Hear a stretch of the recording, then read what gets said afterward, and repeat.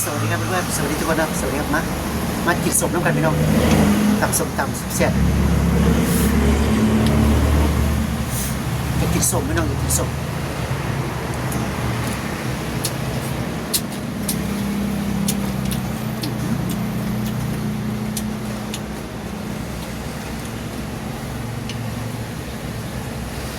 มาพักพี่น้องมาพักไปสักครู่พี่น้อง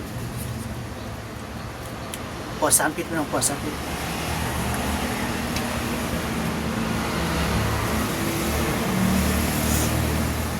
แซ่บๆเหมือนกันพี่น้อง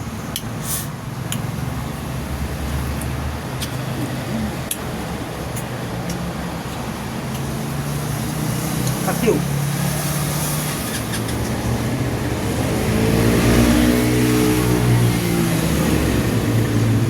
ผักสวนครัวพี่น้องผักติ๋วคุยพี่น้องแซ่บ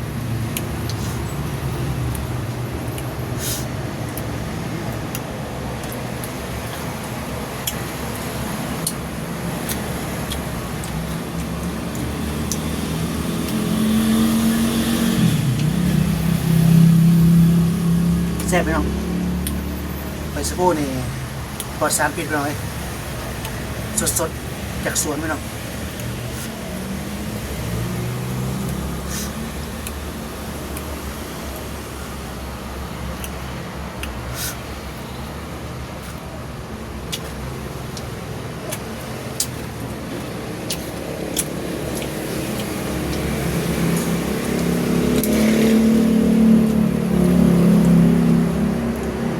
เทศพี่น้อง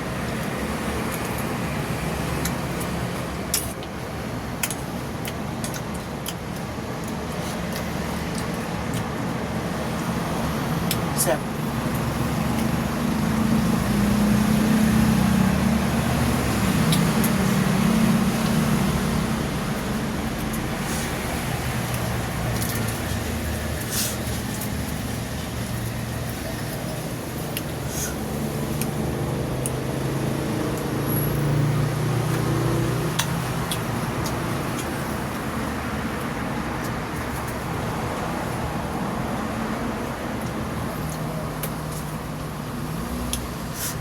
โอ้แซ่บพี่น้องเผ็ดสักคำพี่น้องสักคำมะ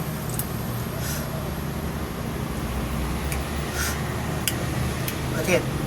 กินละลายพี่น้องมะเขือเทศมีประโยชน์โอ้ยเนี่ย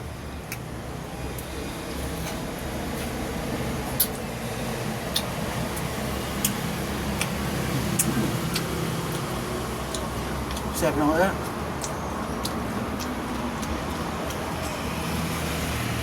สดน้ำปลาแดก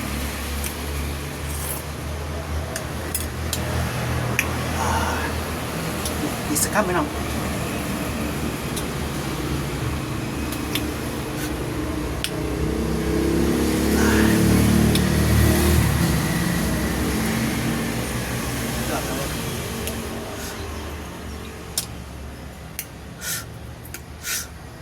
สุดไปเลย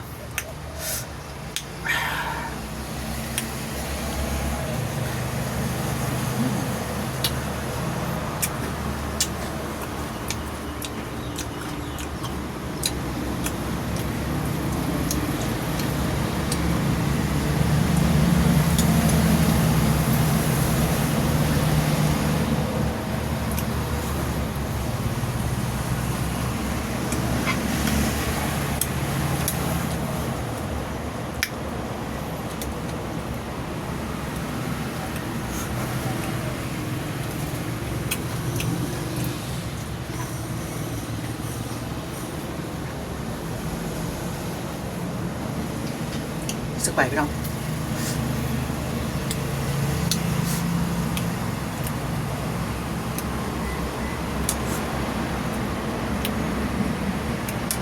โอ้แซ่บพี่น้อง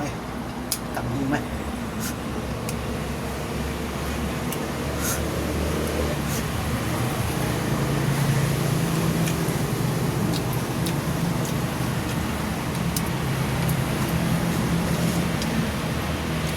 น้ำปลาแดกน้อง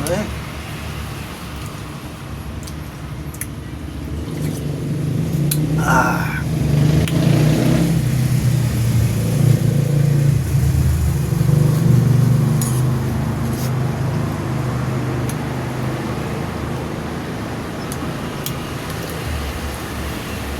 เปลือกมะนาวพี่น้อง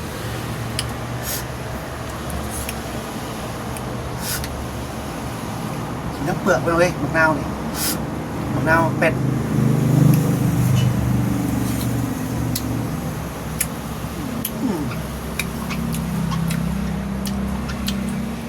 สุดยอด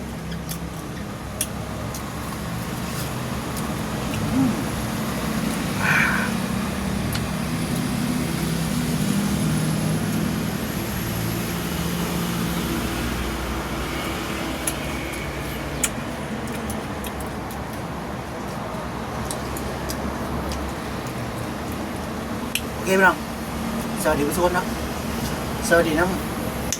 มื้อแรกพี่น้องประมาณ4 โมงกว่าๆนี่กินสมกินต่ำสมเลย